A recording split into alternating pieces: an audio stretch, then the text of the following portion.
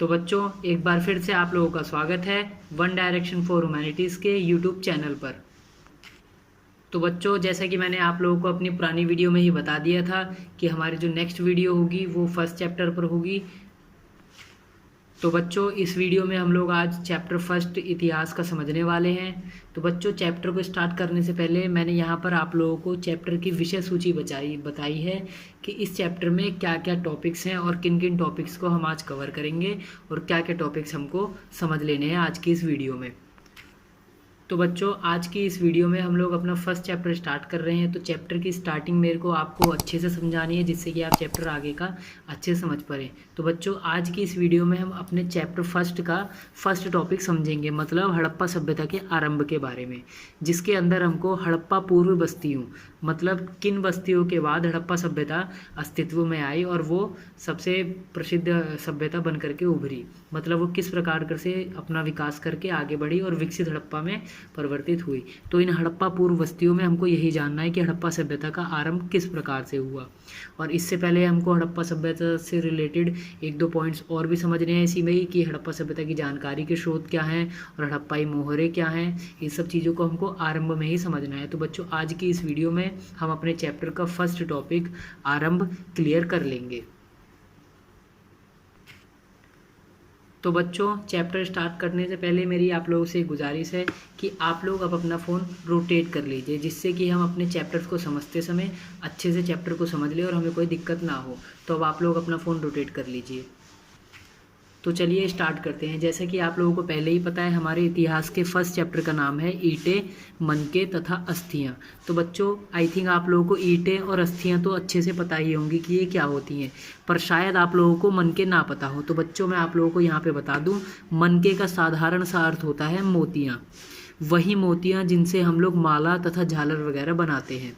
और बच्चों, यहाँ पर सबसे पहले एक चीज़ और याद रखिएगा कि हम इस चैप्टर में हड़प्पा सभ्यता के बारे में पढ़ रहे हैं।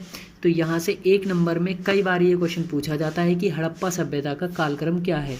तो बच्चों, याद रखिएगा कि हड़प्पा सभ्यता का कालक्रम है 2600 से 1900 ईसा पूर्व।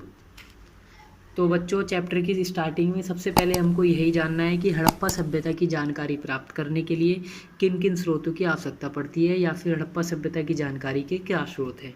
तो बच्चों, हड़प्पा सभ्यता की जानकारी का सबसे पहला स्रोत आवास है। आवास का साधारण सा अर्थ आप समझ लीजिए घर। और फिर मृदभांड, मृदभांड का अर्थ है मिट्टी के बर्तन। और फिर बच्चों, थर्ड स्रोत है हमारा आभूषण।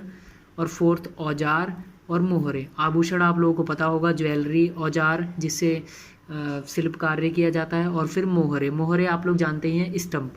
तो बच्चों, इन चीज़ों को, ये सारी जो चीज़ें हैं उनको कहा जाता है पुरातात्विक साक्ष्य। साक्ष्य आप लोग जानते होंगे, साक्ष्य का मतलब होता है सबूत या फिर प्रमाण। आप लोग जान गए होंगे साक्ष्य क्या है। तो इन चीज़ों को पुरातात्विक साक्ष्य कहा जाता है। और पुरातात्विक साक्ष्य वो चीज़ें होती हैं जिनको हम खोजों के द्वारा और उत्खनन, मतलब खुदाई के द्वारा प्राप्त करते हैं। तो जैसे कि आप नाम से ही समझ रहे हैं कि इन चीज़ों को हम कैसे प्राप्त करेंगे। आवास, जो पुराने घर थे हड़प्पा सभ्यता के टाइम के, उसको हम खुदाई करके निकालेंगे। मृदभांड, आभूषण, औजार, मोहरे, ये सारी चीज़ें हमको खुदाई तथा खोजबीन के द्वारा प्राप्त होती हैं। अब बच्चों, हमको समझना है हड़प्पाई मोहरे, वही जो हड़प्पा सभ्यता के जानकारी के स्रोत की एक महत्वपूर्ण बिंदु है। तो हड़प्पाई मोहरे, तो बच्चों सबसे पहला तो ये है कि हड़प्पाई मोहर जो है वो हड़प्पा सभ्यता की सबसे विशिष्ट पुरावस्तु है, क्योंकि यह हड़प्पा सभ्यता के बारे में बहुत ही महत्वपूर्ण जानकारियाँ देती है, इसलिए इसको हड़प्पा सभ्यता की सबसे विशिष्ट पुरावस्तु माना जाता है। फिर बच्चों, ये जो हड़प्पाई मोहरें होती थी, ये सेलखड़ी नामक पत्थर से बनी होती थी और वर्तमान समय में, आज के टाइम में, इस पत्थर को बहुत ही कीमती रत्न माना जाता है। और बच्चों, आमतौर पर इन मोहरों पर जानवरों तथा एक रहस्यमयी लिपि, मतलब इस प्रकार की लिपि के चित्र बने हुए हैं जिसको आज तक नहीं पढ़ा गया है। और बच्चों, इन मोहरों का प्रयोग आमतौर पर लंबी दूरी के संपर्कों के लिए किया जाता था। जैसे कि मान लीजिए कि हमको एक सामान भेजना है थैले में भर के, तो उस थैले पे हम क्या करते थे, गीली मिट्टी थोड़ी सी रखी और अपनी जो मोहर है, मोहर को यहाँ पे छाप दिया। अब वो थैला जब यहाँ से दूसरे स्थान पर जाएगा जहाँ हमें भेजना है, और वहाँ तक जाने तक अगर वो जो मिट्टी पे जो हमने अपनी स्टंप लगाई है, जो निशानी बनाई है, अगर वो तब तक बिल्कुल वैसी की वैसी ठीक है, तो ये समझा जाता था कि थैले के साथ कोई छेड़खानी नहीं की गई है और थैला सुरक्षित है। तो बच्चों यहाँ पर आप समझ गए होंगे कि मोहर का प्रयोग क्यों किया जाता था। मोहर का प्रयोग लंबी दूरी के संपर्कों के लिए किया जाता था। तो बच्चों जैसा कि हम अपने चैप्टर की स्टार्टिंग कर रहे हैं, तो यहाँ पर हमको यही जानना है कि हड़प्पा सभ्यता को और अलग किन किन नामों से जाना जाता है। तो जैसे कि आप देख रहे हैं, मैंने आपको यहाँ बताया है सभ्यता एक नाम अनेक।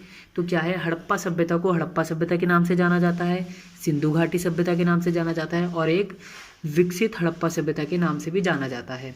तो बच्चों आइए जानते हैं कि इसको अलग अलग नामों से क्यों जानते हैं। तो बच्चों सबसे पहले तो यहाँ इसको हड़प्पा सभ्यता हड़प्पा सभ्यता के नाम से इसलिए जाना जाता है क्योंकि यह सबसे पहले हड़प्पा नामक स्थान पर पाई गई थी खोजों के दौरान।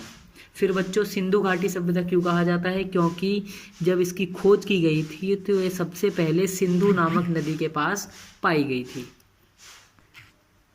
तो बच्चों अब जानते हैं कि इसको विकसित हड़प्पा सभ्यता क्यों कहा जाता है। जैसे कि देखिए, जिस क्षेत्र पर हड़प्पा सभ्यता पनपी थी उससे पहले और उसके बाद में वहाँ पर भी अनेकों सभ्यताएं थीं जिनको आरंभिक और परवर्ती हड़प्पा के नाम से जाना जाता है। तो इन दोनों से अलग दिखाने के लिए हड़प्पा सभ्यता को विकसित हड़प्पा सभ्यता भी कहा जाता है। तो बच्चों चैप्टर में अभी तक हम यहाँ तक जान चुके हैं हड़प्पा सभ्यता से संबंधित 3 जानकारियाँ। पहली क्या कि उसको अलग अलग किन नामों से जाना जाता है, उसकी जानकारी के स्रोत क्या हैं और हड़प्पाई मोहरों की क्या विशेषताएं हैं। तो अब हम अपना आगे का चैप्टर स्टार्ट करते हैं। तो बच्चों अब अकॉर्डिंग टू बुक आप ये देखेंगे कि हमारी जो बुक में पहला यूनिट है वो है आरंभ, कि हड़प्पा सभ्यता का आरंभ क्या हुआ और कैसे हुआ। तो बच्चों यहाँ पर अब मैं बता दूं कि हड़प्पा सभ्यता का आरंभ होने से पहले वहाँ पर छोटी छोटी बस्तियाँ थी जिनको हड़प्पा पूर्व बस्तियों के नाम से यहाँ बताया गया है, मतलब हड़प्पा सभ्यता से पहले की बस्तियाँ। तो हम उन बस्तियों की विशेषताएं जानेंगे कि कैसे हड़प्पा सभ्यता अपने अस्तित्व से पहले थी। तो बच्चों क्या है, इन बस्तियों की हड़प्पा सभ्यता से एक अलग अपनी विशिष्ट मृदभांड शैली थी, मतलब कि इन बस्तियों की हड़प्पा सभ्यता से एक अलग बर्तन या फिर मृदभांड बनाने की शैली थी। और बच्चों इन बस्तियों के संदर्भ में भी कृषि, पशुपालन और शिल्पकारी के उदाहरण पाए गए हैं, मतलब इन बस्तियों में भी कृषि, पशुपालन और शिल्पकारी का कार्य होता था। और यह बस्तियां आमतौर पर छोटी होती थीं और इन बस्तियों में हड़प्पा सभ्यता की तरह कोई बड़ी संरचनाएं नहीं पाई गई हैं। और इन बस्तियों से ही जलाने तथा त्यागने के उदाहरण भी पाए गए हैं, जिनसे यह पता चलता है कि हड़प्पा सभ्यता मतलब आरंभिक हड़प्पा और विकसित हड़प्पा सभ्यता में क्रमभंग था, मतलब कि यह दोनों ही एक दूसरे से अलग अलग हैं। तो बच्चों यहाँ पे हम अपना आरंभ जान चुके हैं कि हड़प्पा सभ्यता का आरंभ कैसे हुआ था, हड़प्पा सभ्यता से पहले की बस्तियाँ कैसी थी, उनकी क्या विशेषताएं थी। तो बच्चों वीडियो ज़्यादा लंबी ना बने इसलिए हमने आज की इस वीडियो में अपने फर्स्ट चैप्टर का केवल एक ही यूनिट कवर किया है, जिसमें हमने 4 चीज़ों को जान लिया है। और अगर आपको ये अच्छे से ना समझ में आई हो तो आप वीडियो को एक बारी और देख लीजिए, जिससे कि आप हड़प्पा सभ्यता के आरंभ, उसके नाम और हड़प्पा सभ्यता की जानकारी के स्रोतों के बारे में अच्छे से जान लें। और बच्चों चैप्टर से जुड़े और टॉपिक्स को अच्छे से जानने के लिए यदि आपने अभी तक हमारा चैनल नहीं सब्सक्राइब किया हो तो आप हमारा चैनल सब्सक्राइब कर लीजिए, ताकि आप आगे की वीडियोस आसानी से देख सकें और आगे के चैप्टर्स को आसानी से समझ सकें। और बच्चों वीडियो अगर पसंद आई हो तो वीडियो को लाइक करना ना भूलें और अपना एक प्रीशियस कमेंट छोड़ना ना भूलें कि आपको वीडियो कैसी लगी। तो अब मैं चलता हूँ, आपसे अगली वीडियो में मिलता हूँ और आप लोग अपना ख्याल रखिए और धीरे धीरे पढ़ते चलिए और एक एक टॉपिक्स को अच्छे से कवर करते चलिए। Okay bye. तो मिलते हैं अब हम अपनी नेक्स्ट वीडियो में।